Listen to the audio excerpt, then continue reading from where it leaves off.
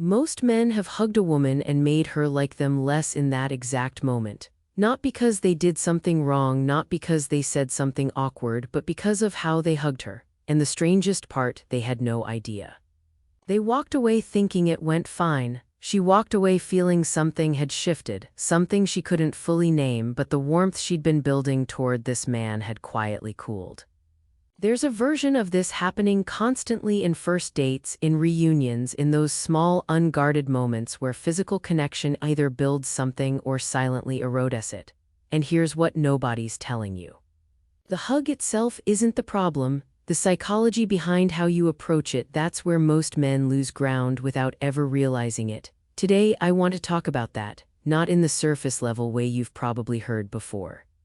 No tips about hugging longer or holding eye contact after. That's not what this is. This is about what's actually happening inside her nervous system, her emotional world in that brief moment of physical contact. And once you understand it, once you really feel the distinction I'm going to draw, you'll never approach a hug the same way again. I've spent a long time studying the psychology of attraction, emotional connection, and what actually creates desire between people. Not the kind of study you do with a notepad, the kind you do through observation, through conversations with women who are unusually honest about what they feel and why. And through watching the patterns of men who seem to effortlessly build deep emotional resonance with women versus men who try hard and somehow keep pushing the connection just out of reach. And one thing that kept coming up in conversations, in patterns, in research around nervous system responses and attachment behavior was this. Physical touch, especially the initiation of physical touch, is one of the most emotionally loaded moments in any interaction between two people. It's a threshold moment. It tells her something about who you are before you've said a word about it. It either confirms the emotional safety she's been building toward you, or it quietly signals something that puts her guard back up. By the end of this video, you're going to understand 3 specific psychological triggers that determine whether a hug deepens the connection between you or subtly fractures it. And the third one I'll tell you now is the one almost no one talks about. It's also the most powerful. Stay with me, let me describe something, and I want you to feel whether this lands. You're with a woman, the interaction has been good. There's been laughter, maybe a little tension in the good sense. And at some point at the end of the night, or when she's about to leave, or maybe just as a greeting, you go to hug her. And in that moment, without consciously deciding to, you do one of a few things. You reach for her too fast, almost reflexively, like you're completing a social script you memorize somewhere. Or you ask, "Can I hug you?" In a way that, despite the good intention behind it, lands with the energy of someone who isn't sure they're allowed to want things. Or you hug her, and while your arms are around her, your body is somewhere else. You're thinking about how it's going. You're monitoring her response. You're in your head wondering if she's enjoying this, which means you're not actually there. Or you hold on just a beat too long, not because the moment called for it, but because you were hoping the closeness would do emotional work for you that you hadn't done in the conversation. None of these are malicious. Every single one comes from a reasonable place, but here's what's important to understand. She doesn't experience your intention, she experiences your energy. She can't see what you meant. She can't feel the nervousness you were trying to hide. What she can feel, and what her nervous system is extraordinarily calibrated to detect, is whether you were present, whether you were grounded, and whether you were reaching for her or reaching at her. That distinction, reaching for versus reaching at, is subtle, but it changes everything. Most men have been taught either explicitly or implicitly that physical connection is something you perform. You execute it correctly and it produces the desired result. As if a woman's emotional response is a machine with a clear input-output system, but emotional experience doesn't work that way. Attraction doesn't work that way. And physical touch, especially between people who are still in the process of building something, is one of the most nuanced, emotionally complex exchanges two people can have. The man who understands this has a kind of quiet confidence that women find deeply attractive, not because he's learned a technique, but because he stopped trying to use physical touch and started simply being present within it. Let me break down the 3 psychological principles that separate those two realities. 3 psychological triggers. Trigger 1, the anxiety transfer problem. here's something that most people don't fully appreciate about physical contact. Touch is one of the fastest channels for emotional transmission between two nervous systems. When you hug someone, your bodies are in contact, and for a fraction of a second, sometimes longer, her nervous system is reading yours. Not metaphorically, literally. The field of somatic psychology and nervous system research has documented this in various ways. People, and women in particular, are remarkably attuned to the emotional state of whoever is touching them. Which means this: if you approach a hug carrying anxiety, even low-grade invisible anxiety, she feels it. It doesn't announce itself with a label. It just registers as a subtle wrongness, a slight tension in your grip, a shallowness in your breath, a rigidity in your shoulders, a quality of holding rather than simply being present. Now here's the common belief I want to challenge. Most men think the problem is nervousness itself, so they try to suppress it. They think, if I can just appear calm, she won't know. And they work hard to look calm, to move calmly, to speak in measured tones, all while carrying unprocessed tension underneath. But suppressed anxiety isn't hidden anxiety, it's compressed anxiety. And compressed anxiety has a specific texture to it, a kind of controlled tightness that can actually feel worse than simple open nervousness because it adds a layer of inauthenticity on top of the discomfort. What actually works, and this is the shift, isn't suppression, it's discharge. Before you approach a hug or really any moment of physical initiation, the question worth asking yourself isn't, how do I look calm? It's, am I actually present right now? Presence is the natural state when anxiety has been released rather than managed. And you access presence not through control but through a kind of intentional grounding, a breath, a moment of genuine attention to the person in front of you rather than the outcome you're hoping for. When you approach a hug from that place, not from performance but from presence, the transmission changes entirely. She doesn't feel your anxiety because there isn't a compressed reservoir of it sitting just beneath the surface. She feels your steadiness, and steadiness in a man is deeply attractive to women, not because it signals dominance or strength in some cartoonish way, but because it signals safety, and safety is the precondition for desire. A woman can only truly open to connection emotionally and physically when she feels safe. Not safe in a clinical sense, but safe in the sense of this person is grounded. He's here. He's not going to pull me into his anxiety or need me to manage his emotional state. That's the first trigger, not be less nervous, be more present. They sound similar, but the internal path to each is entirely different. Trigger 2, the ownership problem. Let me describe a second pattern, and I want you to notice if you've ever felt the pull of this. The ownership problem is what happens when a hug becomes, consciously or not, an act of claiming rather than connecting. It shows up in small ways: the way arms wrap a little too tightly, a little too possessively. The way a man's body communicates through tension or duration that he doesn't quite want to let go. The way a hug sometimes feels from her side less like an exchange and more like being held in place. Now, I want to be clear about something because this is easy to misread. This is not a conversation about not being affectionate. It's not a warning against warmth or physical closeness. Those things are beautiful and women want them deeply. The distinction is about why the contact is happening. There are two very different energies a person can bring to physical touch. The first is giving, offering warmth, presence, connection without needing anything back from it. The second is taking, using the physical contact to satisfy a need, reassurance, validation, relief from anxiety, a confirmation that she's still interested, still close, still yours.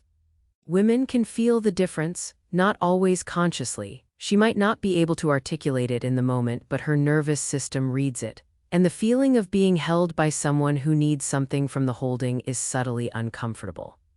Even if she likes him, even if she's been enjoying the evening, there's a slight contraction that happens when touch is used as a form of emotional taking rather than emotional giving.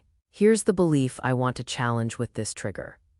Many men believe that the way to create more connection through physical touch is to hold on longer, to be more present in the sense of staying. And there's a logic to that. More time in contact should mean more connection, right? But the quality of the contact matters infinitely more than the duration of it. A 2-second hug from someone who is fully present and utterly unattached to outcome creates more genuine warmth than a 10-second hug from someone who is subtly clinging. The paradox here is that the less you need the hug to do something for you, the more powerfully it lands for her. When you approach physical contact with genuine non-attachment to outcome, when you offer the hug as a complete act in itself, not as a vehicle for reassurance, something interesting happens. She relaxes, she leans in, she's the one who doesn't want to pull away, because the contact has stopped feeling like a demand and started feeling like a gift. This is one of the more counterintuitive truths in the psychology of attraction. The less you grasp, the more she reaches toward you. Practically, this looks like having a hug that has a natural completion, one that ends when it ends without you extending it to wring more reassurance from it. It looks like being genuinely okay whether the hug lasts 2 seconds or 10 because your sense of how the interaction is going isn't riding on it. That internal freedom, that genuine non-attachment, is felt. It communicates a kind of security, and security in a man doesn't make women feel less wanted, it makes them feel less pressured. And a woman who feels unpressured around you is a woman who is free to genuinely desire you. Trigger 3, the invitation paradox, the one that changes everything.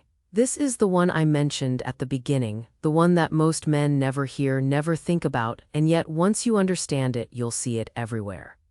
In every interaction you have, in every moment of physical initiation, I call it the invitation paradox, and here's the core of it. The most attractive way to initiate physical contact isn't to initiate it. It's to create the conditions under which she feels the impulse to initiate it herself. Let me unpack that because I know it sounds abstract. Here's the common belief about how physical touch works between a man and a woman. He leads. He initiates, he creates the moment and invites her into it, and to a certain degree that's true. Masculine presence does often involve initiating, that's not wrong. But there's a version of initiation that feels like permission-seeking and a version that feels like gravity. Permission-seeking initiation looks like this. A man decides he wants to hug her and then watches her carefully for signs that it's okay and then moves somewhat tentatively and then executes the hug while still subtly monitoring whether it was received. Well, gravitational initiation looks completely different. It doesn't start with a plan. It starts with genuine presence and warmth. It comes from a man who is so completely at ease in his own body, so genuinely in the moment that physical connection becomes the natural expression of what's happening between the two of you, not a calculated move but an organic overflow. Here's what that looks like in practice. You're standing with her. The conversation has reached one of those natural pauses, not an awkward silence but a moment of mutual warmth. And instead of interpreting that pause as a gap to fill, you simply rest in it. You let it be warm, you let your presence speak. And from that settled, easy place. If a hug naturally arises, it arises as a shared moment rather than a unilateral decision you made and executed on her. She doesn't feel received, she feels met. That's the distinction. Most women won't say this out loud, but there is a profound difference between a hug where she feels like she was pulled into someone else's need and a hug where both people arrive at it together almost naturally as the next true thing. Now, the paradox part, this kind of presence, the kind that creates gravitational pull, requires one very specific internal condition. You have to have genuinely let go of the outcome, not performed letting go, actually released it. You can't manufacture gravity, you can't decide to be more magnetic the way you decide to smile more. It's not a technique, it's a state. And the state is only available to you when you stop using the interaction as a vehicle for validation and start simply enjoying the person in front of you. This is why attraction so often works in the opposite direction of effort. The men who seem to effortlessly draw women in aren't working harder at connection, they're working less, or more accurately, they've stopped working against themselves. They've stopped crowding the moment with agenda, and in the absence of that agenda, space opens up. And women naturally move into that space. This is the third trigger, and it's the deepest one because it's not a behavior you change. It's a relationship with yourself you cultivate. I want to be honest with you about something. Everything I've just described, the presence, the non-attachment, the gravitational warmth, none of it is available to you on demand the first time you try it. It's the result of a gradual process, a process of becoming more comfortable in your own skin, of building enough self-respect and enough genuine interest in life that your emotional state stops depending on how any particular woman responds to you. That's not a small thing. I don't want to make it sound small, but here's what I can tell you. It's real, it's available to any man. And every step in that direction, every moment you catch yourself seeking reassurance and choose grounded presence instead, it builds something.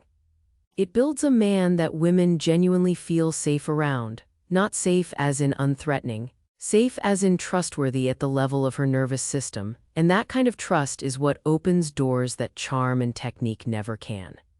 Let me bring this into the real world for a moment. You're at the end of a first date, she's putting on her jacket, you can feel the evening winding down, and that familiar question appears in the back of your mind: should I hug her? Here's what I want you to notice about that question. The anxiety inside it isn't actually about the hug, it's about what the hug represents. Evidence about where you stand, confirmation of whether she likes you.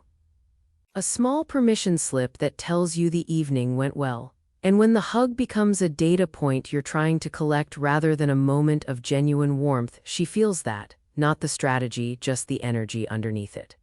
So, what does a different approach look like? It looks like releasing the question entirely, not deciding I will definitely hug her and not deciding I won't hug her to seem mysterious.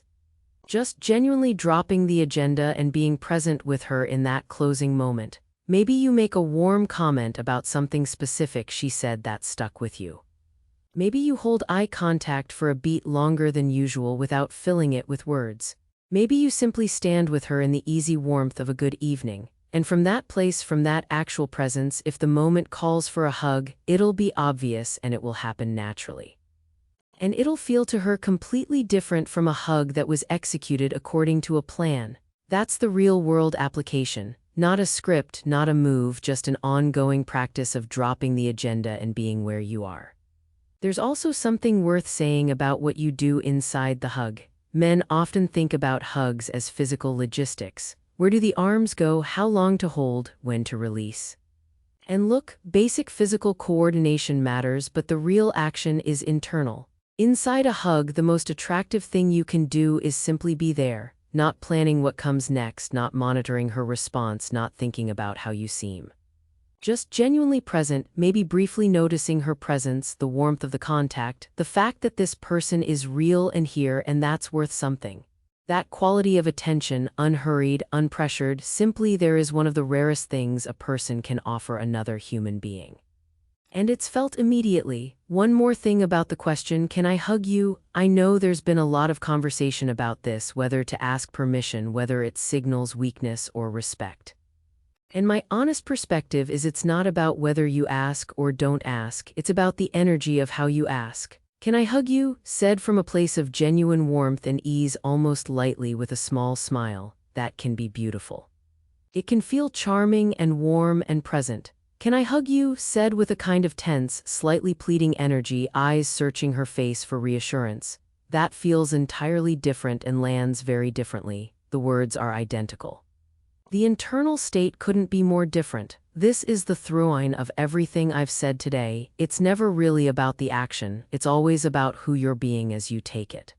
If what I've talked about today resonates, if you recognized yourself in any of it, then what I'd encourage you to explore next isn't technique. It's this. Start paying attention to where in your interactions with women you're attracted to, you're actually present. And where you've slipped into performing, monitoring, or collecting emotional data, not to judge yourself for it, just to notice. Because the noticing itself creates a small gap, and in that gap, a different choice becomes available. The real work here isn't social. It's internal. It's about building a relationship with yourself that doesn't require constant external confirmation to feel steady. And as that stability grows quietly, gradually, the way women respond to you shifts, not because you've learned a new set of behaviors, but because who you are in a room has changed. If you want to go deeper on the psychology behind this, the nervous system science, the attachment research, the emotional dynamics that drive attraction, I've covered a lot of that in other videos here on this channel. They build on what I've shared today in ways that I think you'll find genuinely useful. Let me close with this thought. A hug is a small thing, 15 seconds, maybe less.